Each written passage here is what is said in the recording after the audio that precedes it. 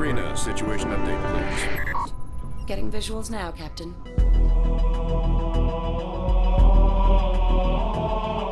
When you play the original Halo games, an explosion takes up the whole screen. So I'm going to kill a fast-moving purple thing, and it will come at me and die. In Halo Wars, it's going to be a view from 40 feet up, so it's not going to be one explosion, it's going to be 20.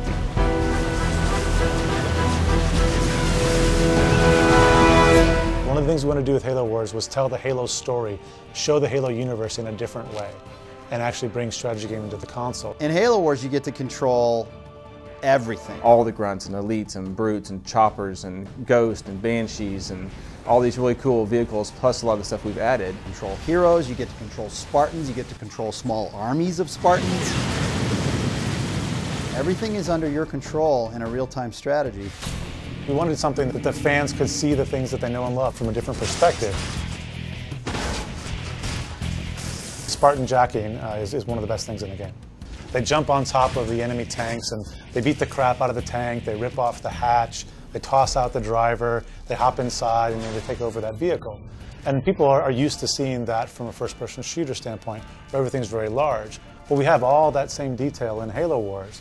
Some of the battles in the game are small, and some of the battles in the game are really big. What's cool about that, at least in the campaign, is that's based on how you play. If you spend more time going to fight the Covenant, you may be dealing with a larger force than if you would have gotten there quicker. And you get those choices, which is again the hallmark of a strategy game. How do I want to build my army out? And by the end, you've got 12 or 15 Scorpion tanks rolling across the landscape, or you could have 40 or 50 Marines. And it's really kind of your choice. But it is a game more focused about combat, which is certainly what the Halo fans will expect. People want to blow stuff up, myself included. It's a console game. Stuff blows up really, really well in Halo Wars, but it is also a game where you have to think. The new part of this game is, for a lot of people, is actually playing an RTS. In the FPS games, you're just using one single weapon and one single tactic. In our game, you actually have to employ multiple strategies on the screen at the same time. You're the general, training units and using those units to accomplish the mission. Commanding your armies, you're commanding your resource gathering or your economy. You manage resources, which you buy that army with, and you actually use those resources to upgrade and change your army to form a strategy that you will hopefully win with.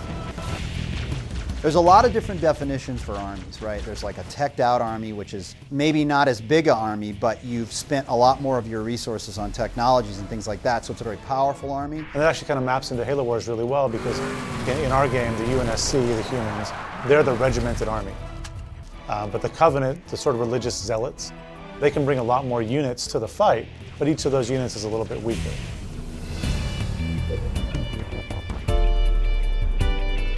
Halo Wars is a game about bases. It's a strategy game. I have to have a good base of operations, otherwise I can't field a very good army. You start with just one unit or a base, and by the end of the game, you've got an army of 240 infantry or 5 Scorpion tanks. Or choose to upgrade them and make your current Scorpions even better. It's a lot of fun to be able to do that.